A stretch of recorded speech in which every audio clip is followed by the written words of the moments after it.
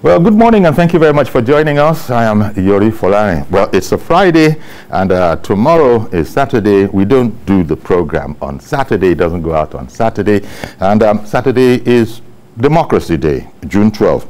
At least it's a national holiday, so much so that since you can't take a holiday on Saturday, the federal government has announced that Monday, the very next day, is a public holiday. Well, it's been coming from, 2019? We've been knowing June 12 as the Democracy Day, courtesy of the president, indeed, holding a ceremony and granting that long-time aspiration. So June 12 has been renamed Democracy Day, away from where it was before. Now, to speak with us on June 12 and its significance, especially when we begin to compare it, because it's Democracy Day, it's supposed to be celebrating democracy. So how well have we been doing? Especially, okay, we can just take any arbitrary cutoff point. Maybe you can look at it from 2018-19, because it was in 2018 that it was pronounced, and 2019, I believe, was the very first June 12 Democracy Day. My guest this morning, Mr. Joe Igbokwe, is an APC chieftain and a special advisor to Governor Sanwo-Olu. I didn't mention it, the actual, because there are many special advisors. Special advisors on drainage and water resources. There you go, on drainage and water resources. Thank you very much for coming in. It's very important because, in fact, if there's a chance, we might even talk a bit about the rains are coming now. And so we need him it's his area. And you also heard the voice of Adekunle Yusuf there, journalist and associate editor of The Nation newspaper. Thank you very much, gentlemen, for making time for us this morning. Let me start with the journalist. You cover the polity. What have been your observations, especially given what June 12 is supposed to be all about, and we actually have a day to celebrate it? Is democracy in good health? I guess is the question to ask, in your opinion. Well, when we look back,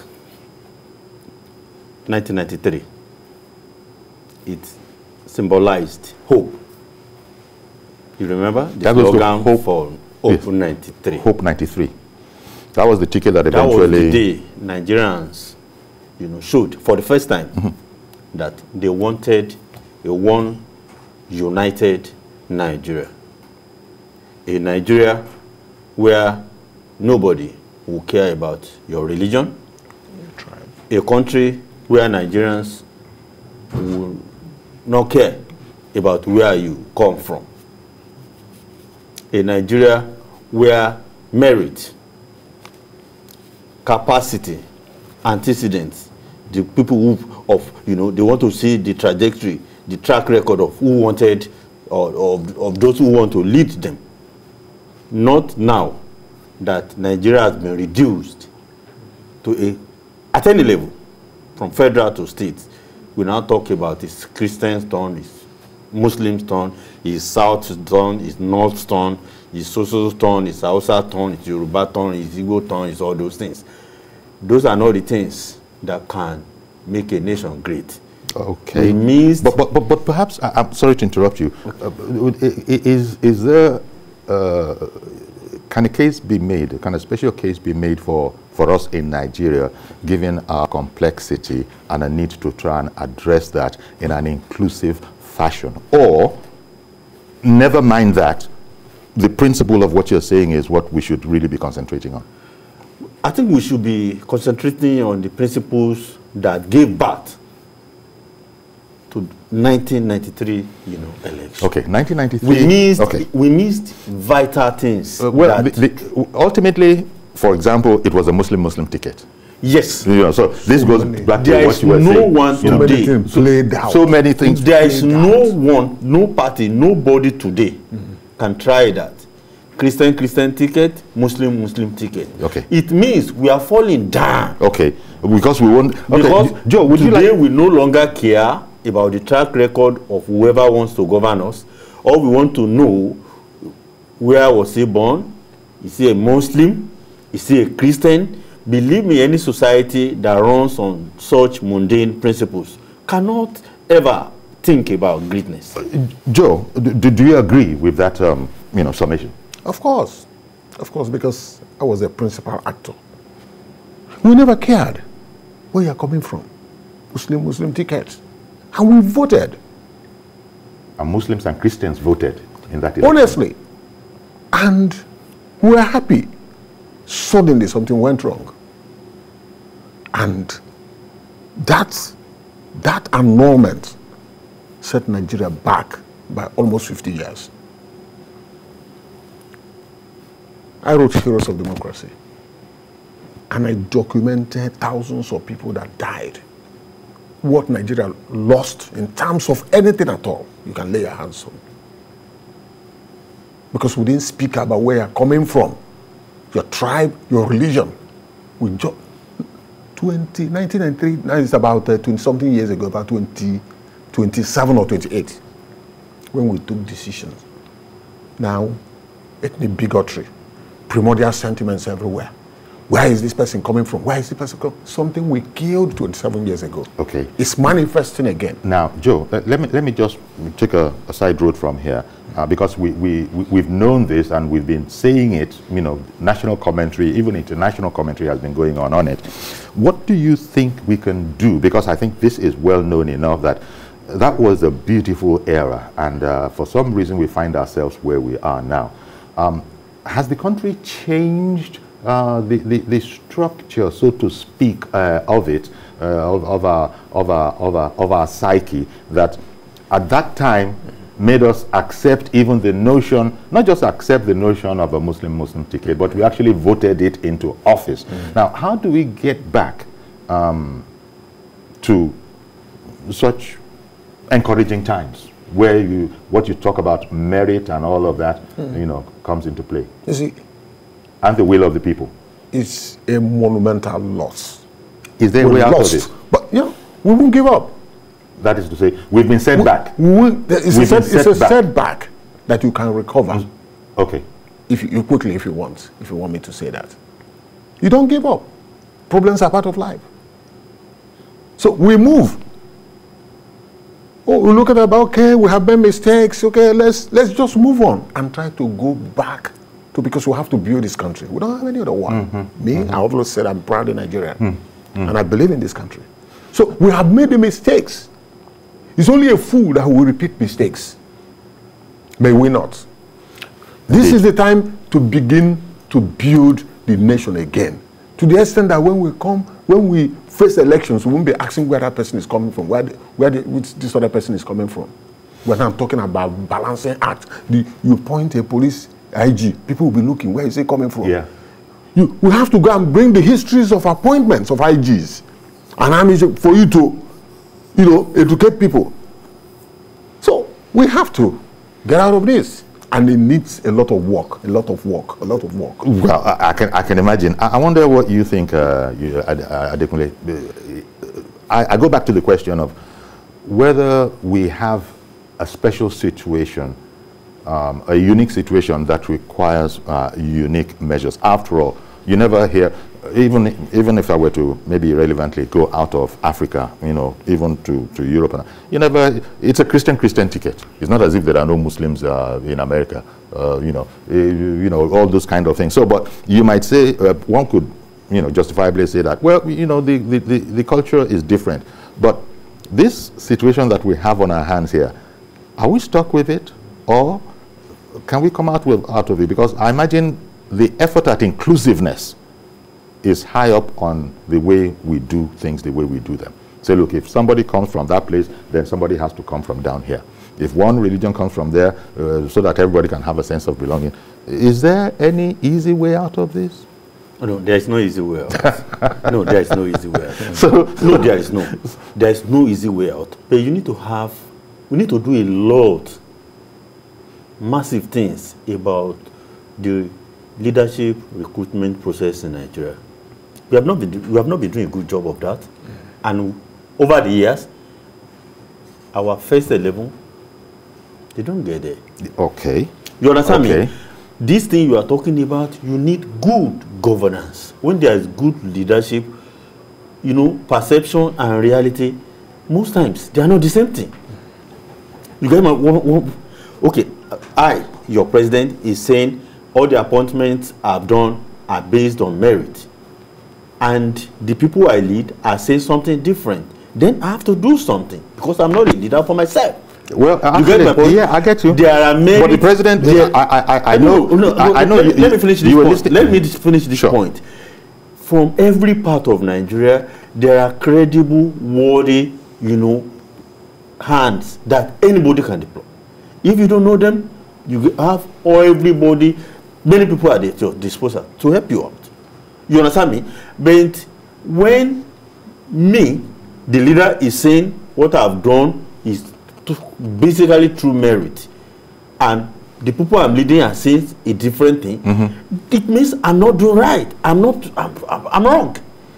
Something has to be done. You have to balance. We are a country of many tongues, many culture, many religions. We have to manage our diversities. And when we do that, do you know in 1993, Nigerians killed, they call it option A4. I was part of that election, Surulere here. People killed. I didn't see anybody stealing any ballot box. I didn't see anybody carrying gun. There were no soldiers to protect anybody. You understand? The election was totally free. And you know the history. Today, can anybody organize even local government election in Nigeria and say the army go and sleep or the police go and sleep? You will see what will happen. Okay. Now, when I said at the beginning, I asked him if he felt democracy was well. There are a number of indices. For instance, yesterday when we heard the recorded interview of the president, he had opined when he was asked a question about our way of life vis-a-vis the insecurity on the ground. I think there was paraphrasing him now, he said the local governments are virtually dead, and he placed the blame on governors. And we didn't even need to do so. Everybody knows that if the local government is starved and is comatose, the president said, the local governments are dead. What do you want me to do? They then said to him, okay, so well, any ideas about what can be done to, stop the killing, so to speak, of local governments? And the president jocularly, said, just leave me out of that. You people don't put me in trouble. Now, this seems to suggest that there are structural problems with our situation. We spoke about the whole effort. We asked the question, do we really need to restructure? We asked that question yesterday. Maybe just remembering the president's utterance. And in relation to what he was saying, what Adekunle was saying, I think the president had said that maybe we need to send to the civil service for files for you guys to see that all this matter you're talking about, an imbalance in positions and all of that, it's not so. It's not so. It's maybe a perception. That seemed to be what I got from the president. No, he said one thing. He said, hitting back to the governors. He said, some governors, yes, governors from Southwest. We ask, okay. He said, governors, I don't want to go to any side. Yes. He said, governors will give a local government chairman 100 million and ask him to sign for 300 million. Yes. Yes. That was too much. And they will sign and go. So that is why they are dead. That is why they can't perform. That is why it's a big because he was making the point about security is at various levels. There's the local government level, there's the state level, before the almighty. That is it. You don't expect a man from Abuja to come and know what is happening. Exactly. In your state. I have been in Lagos for close to 40 years, and I know what we do here in terms of security. We're not waiting for anybody. So yesterday I said, what are governors waiting for? Come to Lagos and learn how to secure your state. Just yesterday, the president cannot be everywhere. He said so. He says so. The president cannot be everywhere. The president took part in what we were just talking about, Lagos, for instance, not waiting for anybody. He was the person who handed over, the equipment to the police. That is it. So every governor must be the chief security officer. But there's a clause there. Can the governor ask the commissioner of police to do so? That's where the problem is. Okay, but also, can the governor let local government funds go to local government intact? Well, that one I cannot say. Well, in Lagos, that's what happens. That's what, okay. I don't know. Lagos doesn't touch a cover. It just passes it on. What does Lagos want to do with that? Lagos have enough. So you see, because we're talking about democracy, tomorrow being Democracy Day, and we're talking about it today simply because we don't do the program on Saturdays. We're talking about the tenets and the principle and the whole attitude to democracy, so much so that we have a day for it now, commemorating democracy in Nigeria. Yes, believe me, when you look at other democracies, especially where they practice federalism, the subnational governments are the true drivers of development, of governance. Yeah. Oh, hey, it's Buhari, it's Buhari, it's Buhari, it's Buhari. Fine. He may have done some things wrong. There are things that he's doing right. But at the subnational levels, the state governors, Nigerians need to pile pressure on our governors. They govern their space as if it belongs to them. When it comes to judiciary autonomy, governors don't want to think, they don't even want to talk, they don't want anybody to talk about it. When it comes to legislative autonomy, the governors don't want anybody to discuss it. When it comes to local government, yes, local government, without these three things, if you change the Nigerian constitution and exchange it for the one you have in America, we still remain the same thing. If we are not going to get worse. Believe me, our governors will need a total change of mind.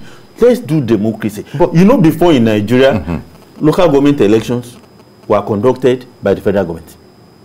Because of outcry, because of this, let the states be doing it. That's the only election that state governments are conducting in Nigeria.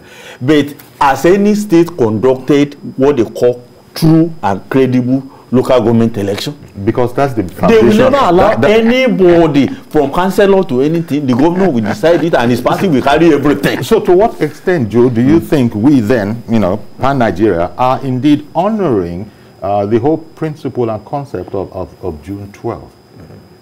Well, as Democracy Day, signifying first, hopefully, the development of democracy. You know how we struggle to get June 12th as Democracy Day? Yes.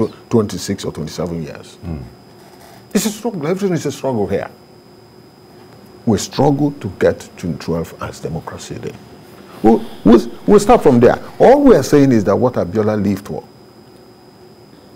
and what we did in 1993 will come back. We come back. In time.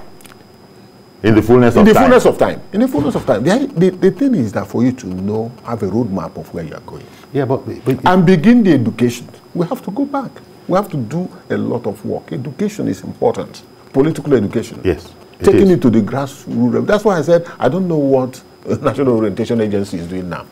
I don't know whether it's comatose. I don't know whether it's still working, because these are the things that we're supposed to be doing.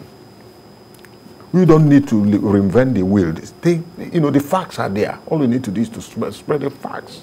And people will understand. Build it, spend money. The government will spend their votes, the security votes, to deal with this. Believe me, I disagree with you. Okay, in what aspect? That thing will come back. I don't believe it. Are we going to be like this forever? We are getting worse. We cannot change. No. Believe me, we need to, first of all, own up to the realities. Do to negate, symbolizes hope. Everything that you have today in Nigeria negates that. There is more hopelessness in Nigeria today than at any point since I become an adult. If you look at wait a minute. Before that election, you remember what Abiola did? He had already imported massively. You remember food items, all those things. Abiola, wanted Nigerians to live life more abundantly. That the way he banished poverty from his life is going to banish poverty. If you read Farewell to Poverty, that is going to banish poverty from Nigeria. Today, what do you have in Nigeria? The vast majority of Nigerians are unable to make basic living. Okay. So we are not yet talking about insecurity, because this is a new dimension. No, we are talking about the economy, the joblessness, the misery, the poverty. Now, for the first time in Nigeria, the Yoruba land, you have some agitators asking for Yoruba nation. This is so strange, because if you look at history, The Yorubas have always insisted that, oh, we are better together. We are, even when anybody wants to, look at that, so we have totally mismanaged our diversities. So if we now sit down and hope that things will come back, our values have been so bastardized to a point of almost total rejection. Be that as it may, we all listened to the president's recorded interview yesterday. I simply say recorded because it wasn't live. It had been recorded the day before, and they put it there then. And you know, he had actually offered to, you know, the interviewing panel that, look, guys, when we came, you knew what it was. You know the security situation. And I think the president was saying that, look, if anybody is going to be fair, we're better off in terms of security, core security challenges now than when we come. It's a far cry from where we want to be, but unlike what some are saying that very little has been done or nothing has been done, the president begged to differ on that. Well, I mean, we're just able to, if he hadn't come on yesterday, I wouldn't have been able to put this perspective in there. Oh, well, I will, because I understand, I've been in the political process for a long time, so I understand what is playing out. There are imagined things that are happening, man-made things that are happening. You know, a lot of people are just coming from all kinds, bringing all kinds of things to the table, you know. So some of them, I say, it's just man-made, you know, but I won't go further. Most of these things you see, it's just man-made to get at the system, to bring the system down. Maybe, probably, the money we are seeing before, we are not seeing it again. Things that are happening before, we are not sharing money, we are not seeing it again. Let us bring the system down. Let us go back. Those that are in the opposition want to come back by all means. If we need to pull down the house, let us pull down the house. This is what I'm seeing as a writer. And as a person that has been the publicity secretary of our party here in Lagos for years, and the chairman of the conference of APC publicity secretaries across Nigeria, we understand the game very well. I think the picture we are painting are not so, some of them are not real. People are just throwing a lot of things into the just to destabilize, and just to make it look as if nothing is happening. But I know I come from Southeast. I know what it used to be. For 16 years, PDP was in power. When you get to Southeast now, you will see real federal presence. But some people want to cause trouble, pretend that nothing is happening. Okay. When they get to Second Niger Bridge, it's by the right to, if you are going to Nnewi, by the time they will be looking like this. Nothing is going on there. Nothing is going on there. It's a lie from the pit of hell. Well, that also speaks to what has happened to the citizenry. Why are such bitterness crept in? But let me bring in Nelson Ekujimi, a human rights activist who is with us via Zoom. Okay, good morning, Comrade Nelson. You've been listening to the program. Good morning, Nigerians. Thank you very much. Okay, I can see that you're speaking. As soon as you switch on the speaker here, I'll be good. Okay, hello. I'll put you through. Yeah, we can hear you, Nelson.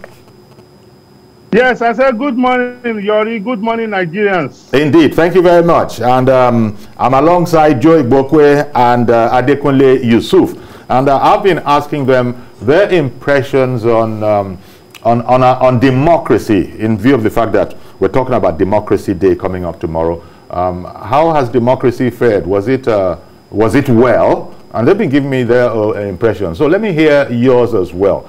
Since 2019, for example, if we were to take it from there, when we had the first official full-blown June 12 Democracy Day, between then and now, what have you been able to infer as to the quality of our democracy?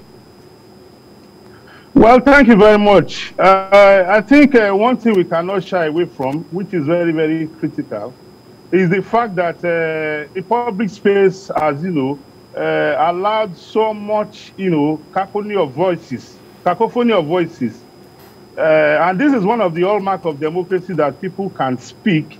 And we have seen, but unfortunately, the sad aspect of it is that we have seen persons that you expect should behave like elders. Because as a Yoruba man, I'm quite conscious of the proverb that Agbakiwa Loja Kuri Omo Tutuwo, meaning that the role of the elder cannot be in the town and the head of the baby bends to one side that it wants to drop off. Literally meaning that the role of the elders in any society is to mentor the youth.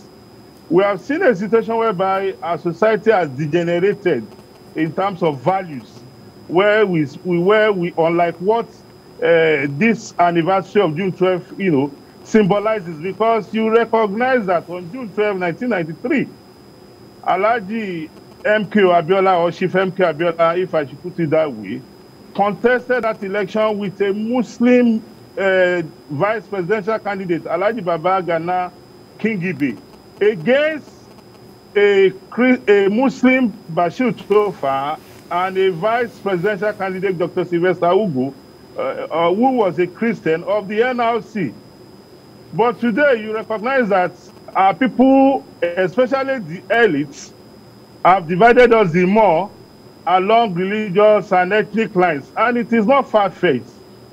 It is because from time immemorial, the elites have, benefited tremendously from the public seal at the expense of the mass majority.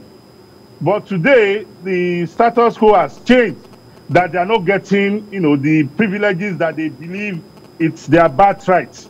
And so they are hell-bent on pulling down the country, on stoking the embers of war.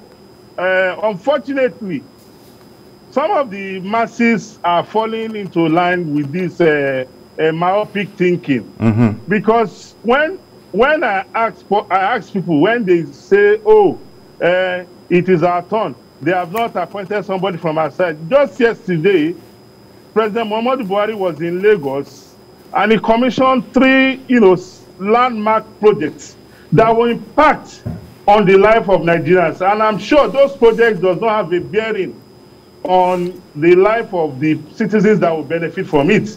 You could be a Yoruba man, you could be an Igbo woman, you could be an Efik.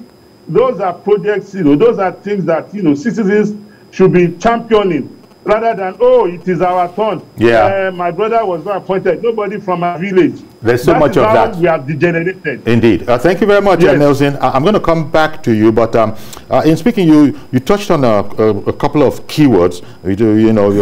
For me, I was trying to remember what the president said yesterday, and I remember one sentiment he expressed, which was that there's a sense in which he was blaming the Nigerian elite, and the context, I'm paraphrasing the sentence, is that he's actually surprised at the Nigerian elite for allowing ignorant people to just be talking anyhow, and we can imagine talking about all these talk of secession, one republic or one another. So he actually made that statement that he was surprised at the Nigerian elite allowing, so you see, it's like, it's not just from one place. The society, we have to be be accountable, we have to be self-correcting, and if things are going on, maybe there are elders, maybe there are so-called intellectual elites and all of that. Why are you allowing people to talk this splitting up of the country, to talk this breaking up of the country the way the president was expressing himself yesterday? The elite, he spoke about the word elite. The question comes back to the leadership. In America, I've lived there before, I studied there before. You still have people who still want to break away from America up to this moment. The American president has not sent any military or anything to them. You see, you have people, not everybody will agree or want to be everything. As long as you have the majority. These things that are happening, when actions and inactions of government are seen to be based on sincerity, you will do your best. We are saying when you are in government, not everybody will be your friend. Within the same ruling party, are you saying everybody is the president's friend? There are many people, even within his party, that would not want him to succeed. Before we start talking about the opposition, that one is natural. You get what I'm saying? I do. Then it is the question of leadership to harness all of this, look at all the, what is doable, do them, not only by force, by force, by force, by force. Okay. They are saying it's within their democratic rights to say, Okay, they want to protest, and the next thing you do, go and the Constitution allows it. Okay. Then those who are saying the president, they must do revolution to remove the president, they are wrong. You need to educate them that by section 142, 41, 42, 41, 43, you can't do that. The Constitution, no, they can remove the president, process. but there is a process. You cannot do it through revolution. It is through the National Assembly, and the National Assembly exercises the sovereignty on behalf that is not worth it. On behalf of the Nigerian people. You let them know. But if they want to go out and say Buhari must go now, and it is that is treasonable felony. Okay. They can protest peacefully. Mazi but there are Okorafo. ways to go about it. Mazi Okorafo, good morning, sir. Mazi Okorafo. Did I lose Mazi Okorafo? I think yes, it's lost. Oh, I think we lost the call. I'm so sorry, Mazi Okorafo. You know, that comment where the president actually took on the elite, so to speak, you know, that the elite, he blames the elite. You know, I think he must mean the, you know, the thinking, you know, cells and centers of all these people. For instance, if it's felt that some of these agitations, you would expect people in the area to speak up against them. They don't see a very vocal speaking up against these things. Let me tell you something. When Jonathan was in government, I'm from Southeast, we have to speak the truth to save this nation and make this nation to grow. We have 7 solid ministers with key positions, finance, SSG. Enugu Port Harcourt Expressway was not done. Enugu Onitsha Expressway was not done. Second Niger Bridge was not done. It was only on paper. It's the same elders that are keeping quiet now. They are not saying anything. And children are wearing snakes as necklaces. They are not speaking. Why is that? Or is it self-evident? Why are the elders not speaking up, as the president, no doubt, was musing when he said he actually blames the Nigerian elite for allowing what he referred to as ignorant people to be you know, talking anyhow up and down? Well, the situation differs from one section of the country to another. In the southwest, for example, where you have... The elders are speaking. No, I'm coming. In the southwest, for example, where you want some people who say they want Yoruba nation. So they've been doing it over some time, but the real elders came out. They're speaking. And when they did, it was beyond either APC, PDP, or whatever. This is that, no, that we are better together as a people. Yeah. Even about a day or two ago, I still listening to Obasanjo saying that those who are doing this, like they are myopic, that that is wrong, that Nigeria. So that is proper. So it depends on where. But I remember at one point during Jonathan's time, Boko Haram ate sway so much in the north. Some of us who are on TV saying we weren't hearing enough from leaders from there. The few ones that spoke, some of the Mayans, they were killed. So the situation may not be the same. Now, when you go back to the southeast, you see the situation there is volatile. I'm not excusing anything. The situation there is volatile now. Maybe some people are afraid. You understand my point? Maybe some people are afraid. Yeah. But I can tell you there are good leaders of thought in that part of the country as well, who may not like what is going on. Maybe they may be afraid that if they speak up, something might happen. If we do not speak, all of us will perish. Because you wouldn't know what is going on there now. That's why people like us... Okay, one second, please, because Mazi Okorafo came back on air. Good morning, Mazi. Thank you for calling back. Good morning, sir. Good morning, our guests in the studio and the one in the sky. Yes. Good morning, sir. Say, June 12th, Democracy Day. Now, what do we learn as Nigerians and as our politicians? There is a legacy left for this country. Our politicians ready to borrow it. We saw the combination of president and the vice president during that time. And if you are obtainable this time around, the question is no. Now, what do we do to bring back that kind of legacy to current Nigeria? It is very, very important. That is why Nigeria should try as much as possible guard against all this. We tried to get rid of that noise, and unfortunately, the baby went. The baby went with the bathwater. So sorry about that. that evil triumph in any society when good men do nothing. Yeah. Again, he said the hottest part of the hell will be reserved for those who maintain their neutrality in times of crisis. You know, he mentioned the word fear, and I can myself conjecture what might have. You know, there was a time when, you know, an organization said nobody should come out in the East, and in spite of the authority, everybody complied. Everybody complied. Everybody complied. And we're talking about a banned organization, a proscribed organization, you know. It's fear. People are now carrying AK-47. So you see, that's what is speaking. Talking about this on Democracy Day. Well, we saw those who managed to come out. We saw what they did to them. We saw the videos. This one, anyway, I don't want to give details of what is happening. Yes, but if elders fail to speak in the Southeast, they themselves will be consumed. Okay, Mazio Okorafo. Yes, sir. Oh, okay. You're back on. Mazio Okorafo. We were at the point I'm with you. We were at the point in the conversation of the Southeast. Can you still hear me? The challenge in the Southeast, as there are challenges in other places, but I think Mazi has gone now. Okay, I was wanting him. I would have been glad to. I really would have because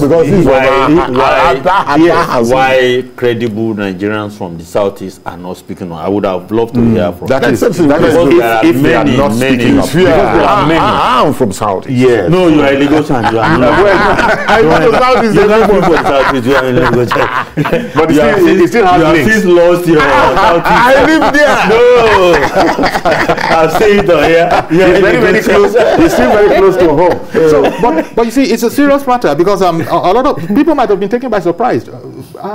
We understand the dynamics. It's a delicate thing. The organization has been proscribed, yet it still seems to hold such power, such that it looks like they cajoled everybody. Fear is what it is. Fear of the known. Now, that fear is not just in relation to what we're talking about. There are people, I would imagine, online doing, you know, really working at scaremongering.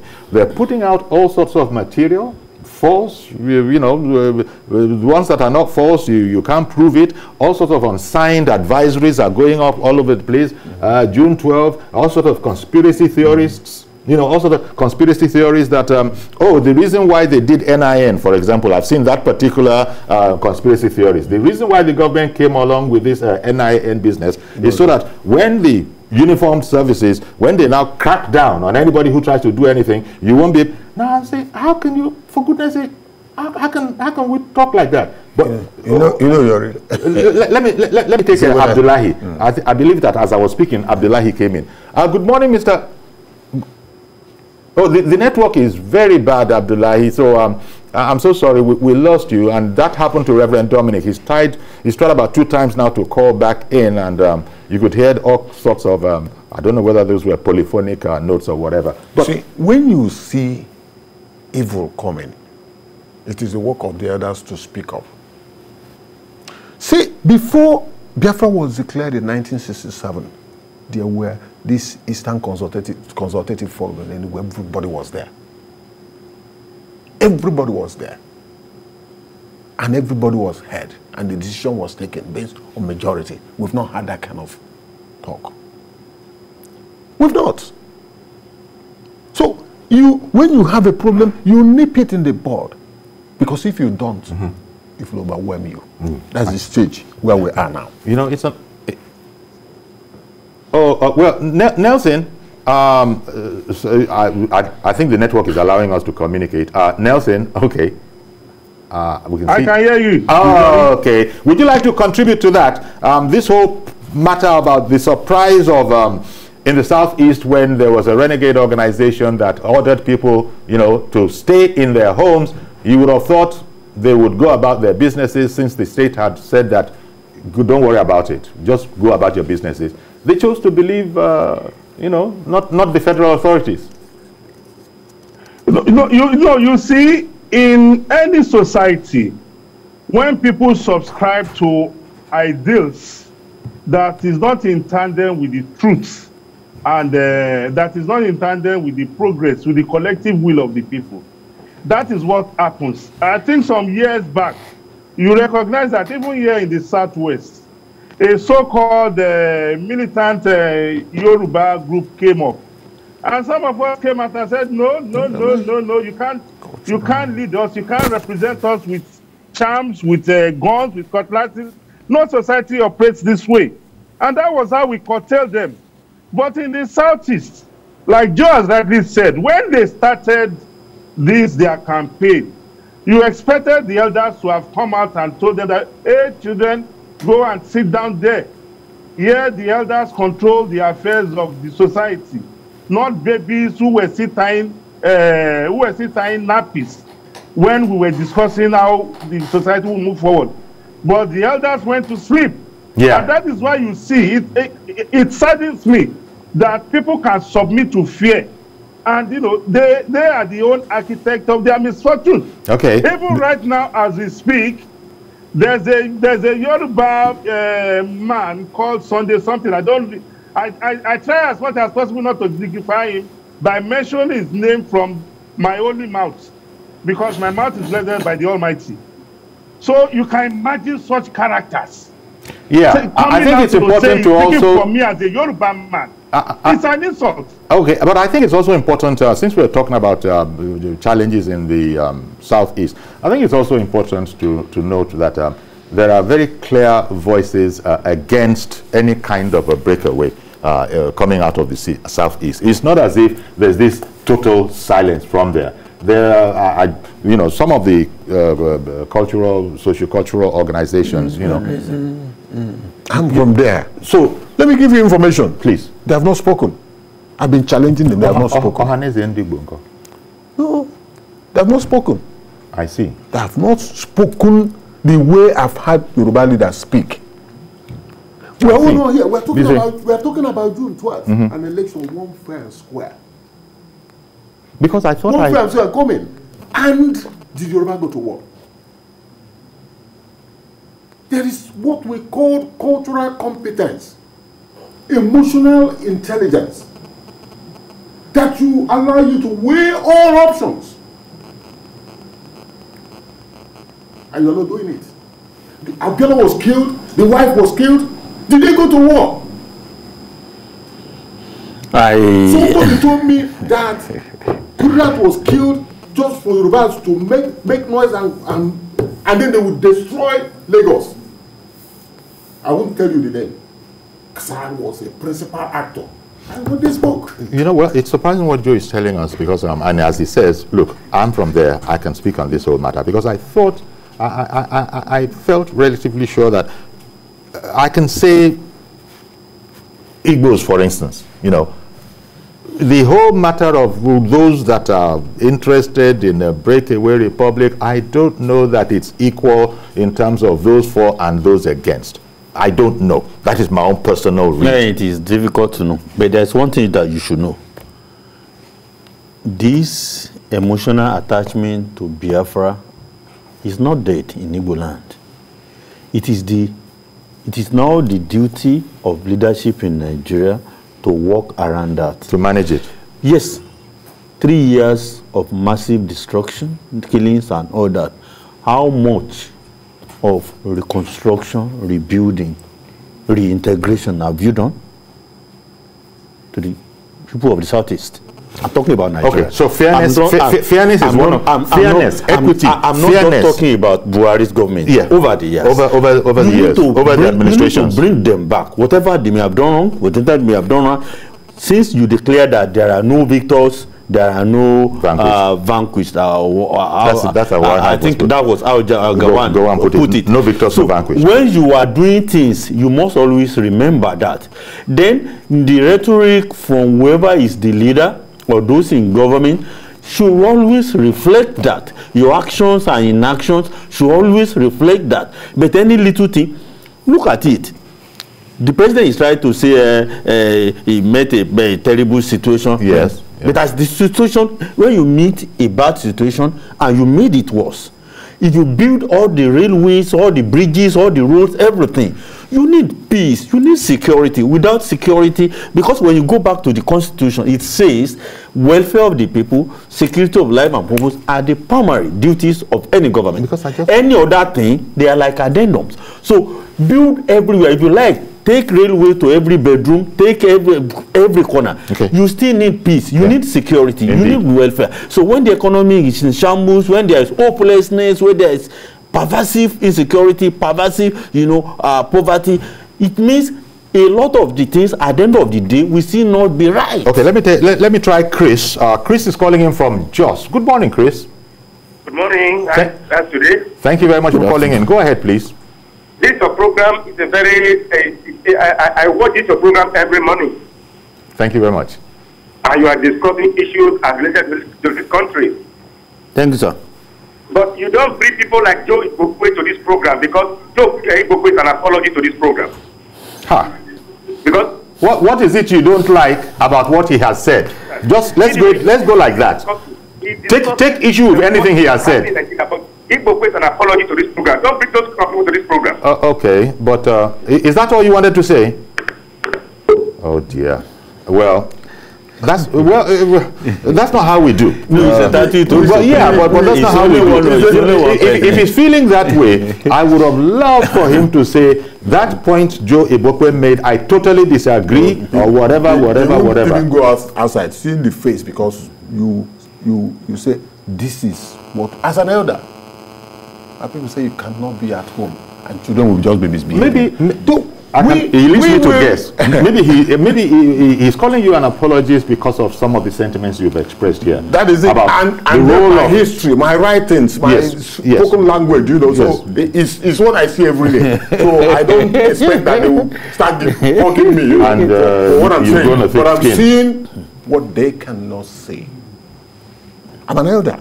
Yeah, but I'm over 60. Are you the only one? I mean, because I'm saying if one elder sees it, many other elders will see it. Because you're not claiming to be the only elder. No, that's why I have asked for the traditional rulers to speak. Okay. I've asked for all our intellectuals to speak. I've asked all our businessmen to, all our lawyers, our professionals to. You find there's a certain reticence. Speak up, but everybody's just quiet. Okay, let's try. Everybody's just quiet. Where's Tony calling from? Tony is on the line. From Toronto. From Canada. Good morning, Tony, in Toronto.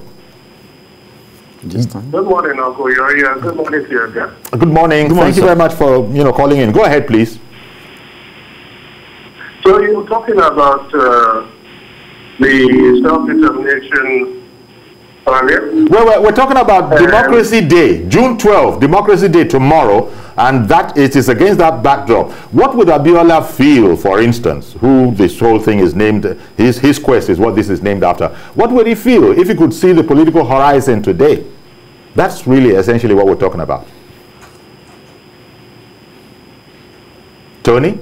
Sorry, I didn't hear you quite clearly. Okay, I said we're talking about June 12th, which is tomorrow, and if Abiola were alive today, what would he feel seeing his commitment to democracy? He gave it his all. It has been mentioned in here that it cost him dearly, but they didn't waver. All the sacrifice, considering where we are now, I was sort of wondering, what would Abiola feel about the polity today?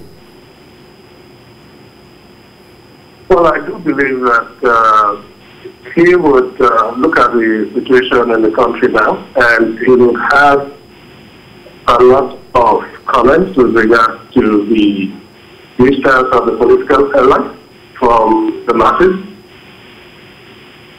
The people, the masses, have yearnings for true democracy. They seem to have a scenario here where the political allies are not carrying the people along. So this is the reason why you're getting agitations. Okay. I hear you. And in civilized parts of the world, such things are resolved through discussion and dialogue. Take the example of the Brexit. Brexit was dialogue and referendum. There was no war. Similarly, Quebec, the same thing. Dialogue, referendum, no funding of the embers of war. So dialogue is needed. Yeah. Political allies need to listen to the yearnings of the people, give them true democracy and benefit of good governance. That is the way forward for the country. Thank you very much for calling in, Tony. And exactly, dialogue. But how is this going to come about? What? A referendum, a constitutional meeting, a conference? What's that going to be? Is it the federal authorities? Because APC, in coming on, the ruling APC said it would confront so many, quite a number of problems, you know. The leadership will first of all own up to the realities of the problem.